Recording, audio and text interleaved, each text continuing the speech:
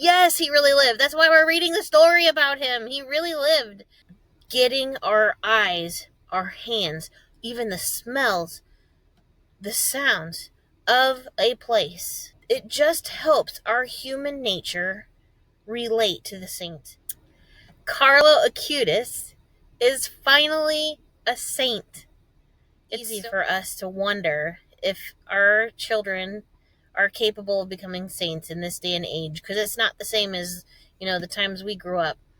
And it's true. I mean, there are so many things that make being a saint difficult. But every generation has had their thing. Every generation has had something that has made it difficult. But Saint Carlo Acutis is the first millennial to be canonized as a saint in the Catholic Church. He loved coding, he loved Pokemon, but he also loved the Eucharist. He loved it so much that he made a website at the very early side of websites dedicated to cataloging the Eucharistic miracles. And that's something that he is just absolutely known for. And he was born in 1991 in London, but he grew up in Milan, Italy. He uses his tech skills to build the website, and that's something that we still have today thanks to him.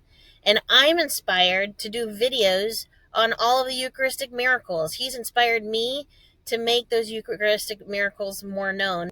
YouTube wasn't a thing in 2006 when he died at the age of 15, but now it is, and it's a way that we can continue to share in his legacy, continue to bring the Eucharist to others.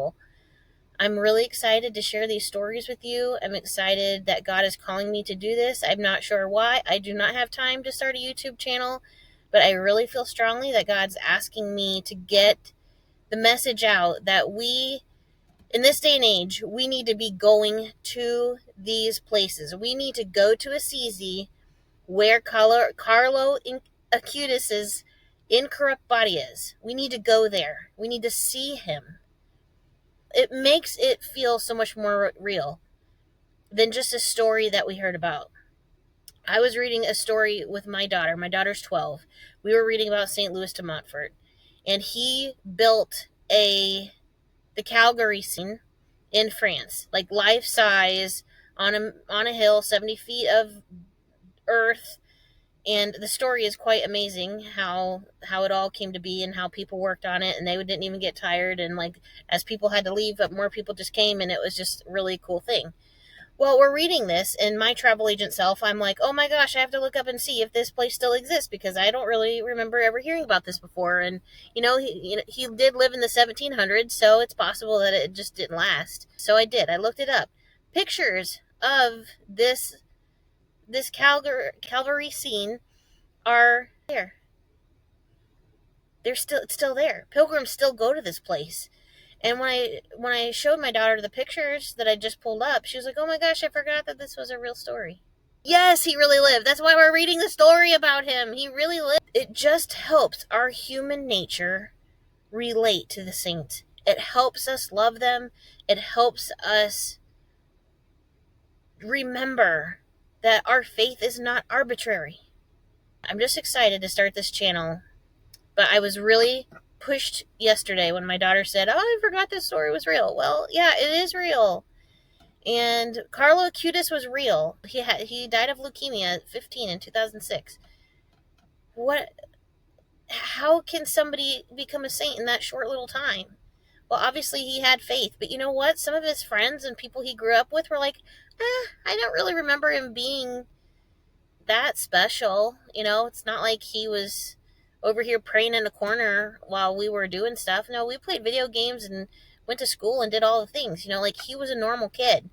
Yes, our kids can become saints, but let's get them to experience the saints. They need to know the stories.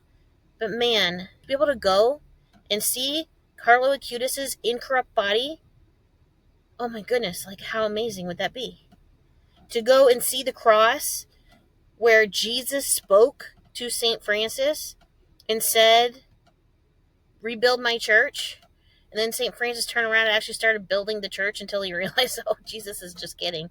Like he's talking figuratively. I need to go get people. Until you see these things, it is hard to remember that the saints are real. And I just hope that with these new canonized saints, Blessed Carlo Acutis and Pier Giorgio Frassati, that we take the time to be inspired by them and just realize that becoming a saint is not out of reach for us.